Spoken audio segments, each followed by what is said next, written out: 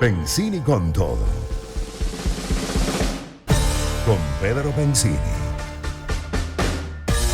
Circuito Éxitos.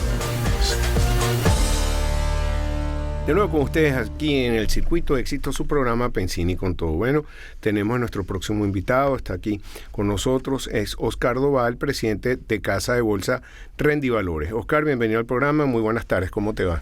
Buenas tardes, Pedro. Gracias por la invitación. Muy honrado estar aquí contigo. Gracias, igualmente. Muchas gracias.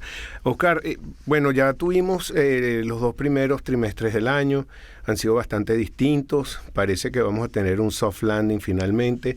En Estados Unidos han tenido que vivir lo que ya habíamos vivido nosotros, no tan fuerte, un proceso de hiperinflación. Ella tiene una inflación que quisiéramos nosotros de 7%, 8%. Sin embargo, lo que ha demostrado la Reserva Federal, que son sólidos, tienen una historia, ellos saben controlar la inflación, han subido las tasas de interés y conocen las consecuencias. Pero yo quisiera que tú me hicieras un resumen de lo que está pasando y cómo ves tú la proyección para el resto del año. Fíjate qué interesante lo que dices, porque ciertamente hay cierto paralelismo incluso con lo que ha pasado en los mercados internacionales y lo que está viviendo ahora Venezuela, guardando las distancias, porque como tú dices, Venezuela va a veces en camino contrario de lo que pasa en el resto del mundo por el aislamiento que tenemos, ¿no? Después de 2 años, 21 y 22, de una activación modesta, pero activación al fin, de la economía venezolana a expensas fundamentalmente del sector terciario, o sea, de la parte comercial, pues bueno, hemos visto una pequeña recesión, por decirlo de alguna manera, o contracción durante el primer trimestre del año, y con cierta ralentización durante el segundo trimestre del año de esa contracción. Cuando uno se pone a revisar cifras, que por cierto publica el Observatorio Venezolano de Finanzas, que se llama Índice Mensual de Actividad Económica, uno se da cuenta de que esa contracción pequeña del primer semestre del año se puede estimar en 4 a 6%. Si uno se pone un poquito más pues exagerado, pues quizás llega al 8%. La tendencia en el último mes, mayo, y lo que corrió el mes de junio, no el último mes, ya estoy desfasado en tiempo, con este corre-corre que vivimos aquí en Venezuela. Durante la última semana de mayo y el mes de junio, el mes pasado, fue justamente haber cierta tímida activación del área comercial. ¿Qué fue lo que pasó el semestre pasado? Ajá.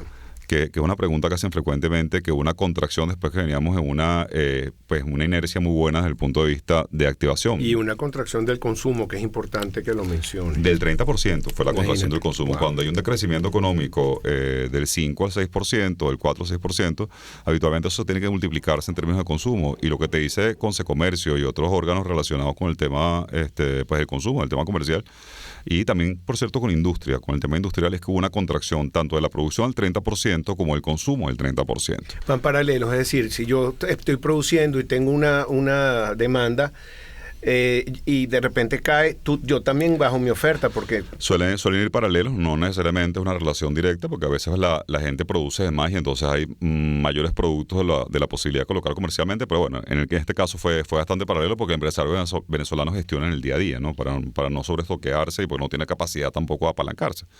Correcto. ¿Qué fue lo que pasó? Fíjate, 3 factores probablemente, ¿no? Uno, la expectativa de crecimiento de producción petrolera fue mucho más alta de lo que realmente se logró. A lo largo del primer semestre del año se logró estabilizar la producción en unos 700,000 barriles por día. Eso no dista mucho de la producción del último trimestre del año pasado. 720,000, probablemente un poquito más, pero ya se estimaba que se podían llegar a los 900,000 barriles durante el primer semestre del año y no se consiguió. 2, el precio del petróleo bajó. Estuvo muy fluctuante, pero con tendencia a la baja. Y 3, es público y notorio el entramado de corrupción que hubo en PDVSA, que se desmanteló pues hacia el mes de marzo, pero obviamente eso produjo también algún tipo de sequedad en el flujo de Caja Nación. El flujo de Caja Nación está muy directamente ligado a lo que son las exportaciones petroleras. Y por eso te digo que es distinto el primer trimestre al segundo, porque en segundo se empieza a notar ya que empiezan a crecer los ingresos y por ende del país, y por ende, bueno, permea un poco a la población. Justamente, incluso ya hay asociaciones que empiezan a pronunciarse, como la Cámara de Centros Comerciales, que dicen que se incrementaron las ventas el mes pasado, el mes de junio, ¿no? Y ciertamente se empieza a ver algo de despegue. ¿Qué estamos esperando en el segundo semestre del año? Fíjate, probablemente las predicciones del Fondo Monetario, un crecimiento del 5 al 6.5% no se consigan, pero quizás un crecimiento del 2 al 4% al final del año se pueda ver.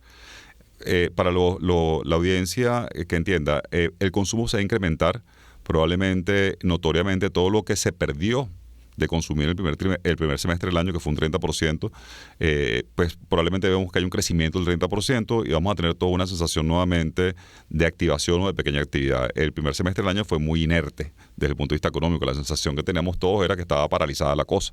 El segundo semestre vamos a ver nuevamente un incremento del consumo. Vamos a ver. Entonces tienes que visualizar, o estás diciéndome, proyectando que va a haber un incremento, una proyección sobre el ingreso de los venezolanos, y también empresarial y comercial. Así es. No necesariamente se traduzca un aumento del salario mínimo, también eso es importante aclararlo, pero recordemos que casi un porcentaje muy importante de la población, más del 50% trabajan para el sector privado de manera formal o informal. Entonces, bueno, esa gente va a ver beneficios ciertamente, que al aumentar el consumo va a ver que sus ingresos también se incrementan. Y vamos a ver al final de año muy probablemente un cierre. Oye, por cierto, importantísimo. Sí se considera que se va a aumentar un poco la producción petrolera por diferentes palancas que tienen para lograr hacerlo. Probablemente se logre pasar de los 900.000 barriles diarios al cierre de fin de año. No creo que se llegue al 1.000.000 de barriles que está estimando el gobierno. Sí, pero dicen que no lo van a... No se ve. Pero ya está diciendo Chevron que va a aportar pues un poco a la oferta petrolera venezolana unos 200.000 barriles. Pero si estamos de séptimo exportadores para los Estados Unidos, cosa que me llena de orgullo, me parece buenísimo recuperar ese mercado. Después de 4 años, Pedro, después de 4 años sin mandar ni un galoncito de gasolina.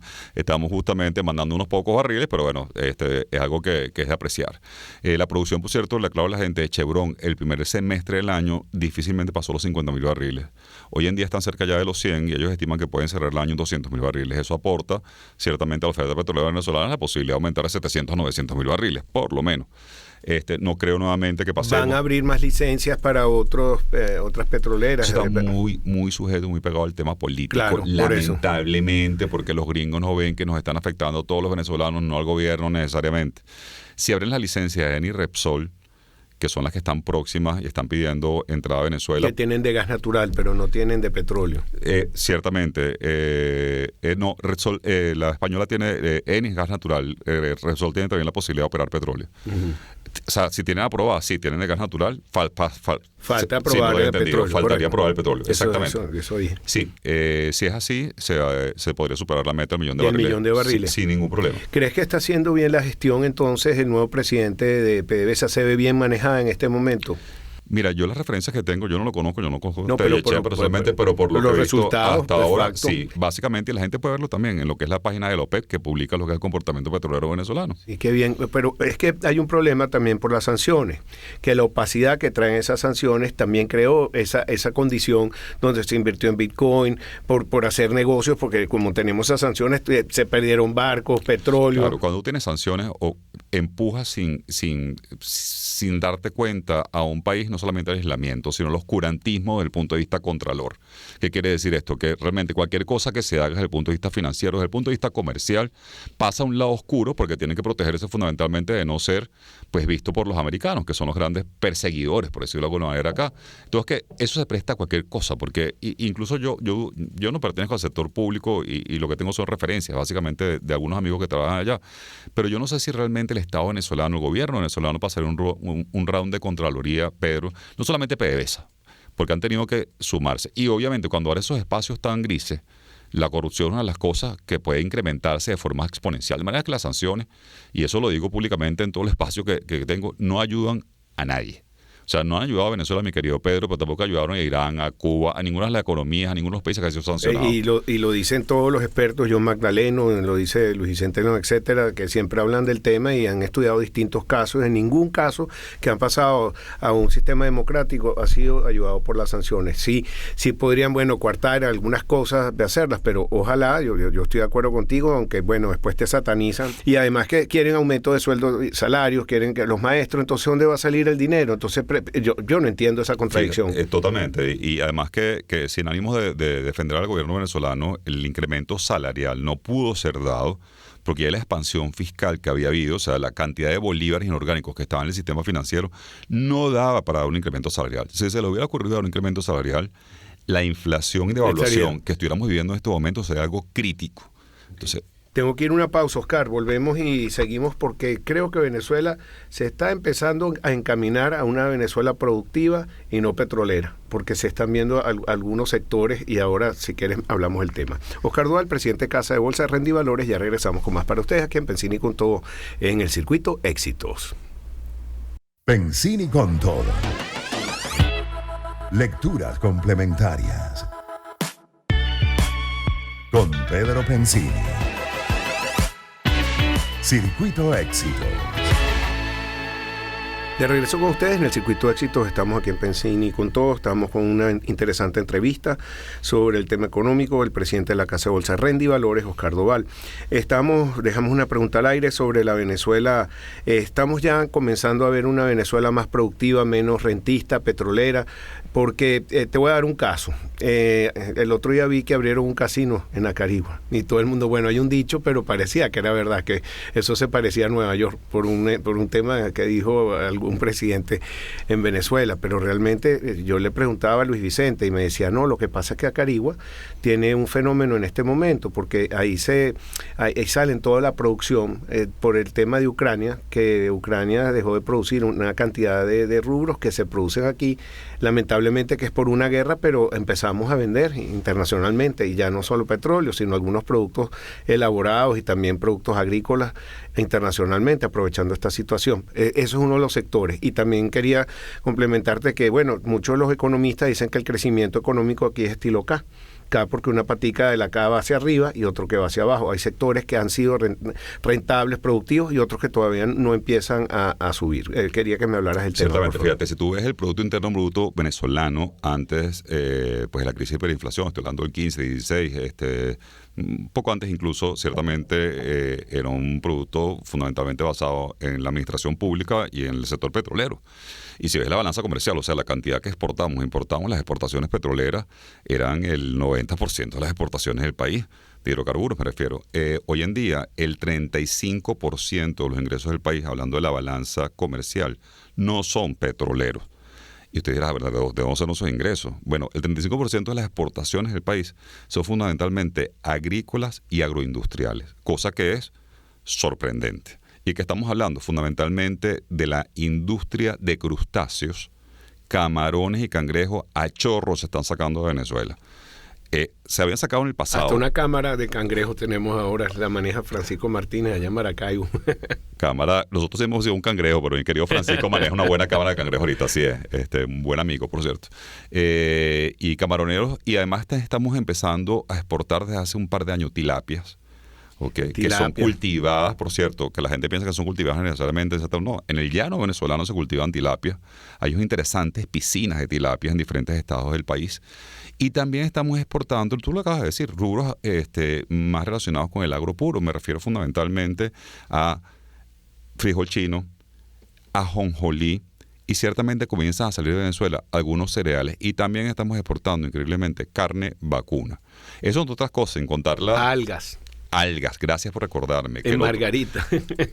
Tiene un cultivo de algas Margarita bellísimo. Además que y distintas maneras de producirla. Hay unos que lo hacen con las cuerdas, como salía en esa película de Julia Roberts. Otras en barcas que los meten en las barcas y lo sacan. Interesantísimo. Y se está exportando. Y estamos exportando todos rubros que ya sabemos que se exportaban en Venezuela. Nuevamente cacao, cuero. Pero nuevamente, si 2.000 millones de dólares... Café, gracias. Si 2.000 millones de dólares son exportaciones no petroleras, no estamos hablando necesariamente de fertilizantes o derivados de hidrocarburos con el plástico, estamos hablando de exportaciones agrícolas. Mira, esto habla de un espíritu de los tiempos. Si esto va a ser el sustento de la economía venezolana 10 años vista, bueno, yo creo que Venezuela es un país energético. Lo ha sido, lo fue en el pasado. Tiene un know-how particular, tiene una capacidad instalada para producir 3 millones. Me gusta el término energético, porque no solamente es petróleo. No es petrolero, es energético. Es energético. Venezuela tiene el potencial. Y bueno, y hay interesante tradición y industria petrolera venezolana de cómo pasar de energías, tradición me refiero desde el punto de vista de conocimiento, en la época de Intevet, cómo ir mutando energías fósiles a energías no fósiles. Tú desde el punto de vista, partiendo del punto de que es un país productor de petróleo, tú puedes entender y volverte un país experto petrolero, experto energético, como pasó con Noruega. Noruega fue un país que sigue siendo un productor de petróleo enorme, pero el consumo interno, por ejemplo, en Noruega fundamentalmente es energía hidráulica, es energía o eólica. Viene del agua o viene del aire. Pero sabes que hay una inversión gigantesca internacional para esa energía no fósil. Están haciendo inversiones en México y en distintos países que ojalá que llegara aquí para ese potencial que dices tú que tenemos. Antes exportábamos electricidad. No hay nada que impida, le digo a la gente y los empresarios que estén interesados, a que tú y yo, como entes privados, no relacionados con el gobierno, produzca energía eléctrica o energía de cualquier naturaleza procedente de la luz solar, procedente del agua o procedente de otras fuentes del aire, energía no fósil. No hay nada que lo impida. Bueno, Oscar, se me acabó el tiempo lamentablemente. La próxima vez hablamos sobre también el futuro del trabajo, lo que significa inteligencia artificial, tecnología, que sé que manejas también esos temas y relacionados a la economía. Y hay iniciativas muy interesantes al respecto, así es. Buenísimo. Era Oscar Doval, presidente de la Casa de Bolsa Rendivalores. Ya regresamos con más para ustedes en Pensini.